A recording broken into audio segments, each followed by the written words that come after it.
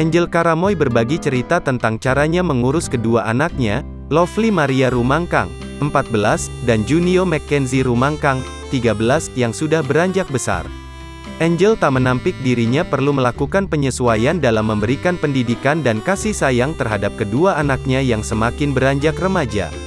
Aku berusaha jadi teman dekat mereka, biar gak ada gepsih, kata Angel Karamoy ketika ditemui di kawasan Mampang Perapatan, Jakarta Selatan, Jumat, tanggal 1 Juli tahun 2022. Pesinetron berusia 35 tahun tersebut merasa dengan cara itu, ia bisa masuk dalam kehidupan kedua anaknya.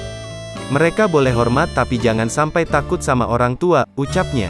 Janda dua anak tersebut menceritakan, kalau karakter Lovely adalah perempuan pendiam tapi terbuka kepada orang tuanya. Sementara Junio adalah anak laki-laki yang lagi senang bermain namun sangat perhatian kepada keluarganya. Dua-duanya tuh sama-sama perhatian dan bisa diajak bicara. Kadang aku suka nanya dan pancing mereka untuk ceritalah, termasuk tentang pacarnya, jelasnya. Cuma belum mau terbuka soal itu. Paling kalau ada yang disuka baru cerita, sambungnya.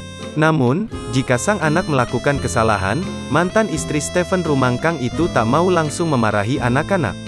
Aku berusaha tidak jadi ibu yang galak. Mendekati mereka dengan ajak ngobrol kalau melakukan kesalahan. Jadi gak langsung marah, karena kalau kayak gitu nanti anak susah terbuka sama kita, katanya.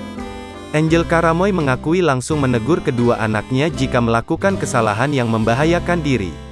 Aku biasanya jelasin, langsung aku tegur, kalau aku gak suka ya aku bilang perilakunya yang aku gak suka bukan anaknya, ujar Angel Karamoy.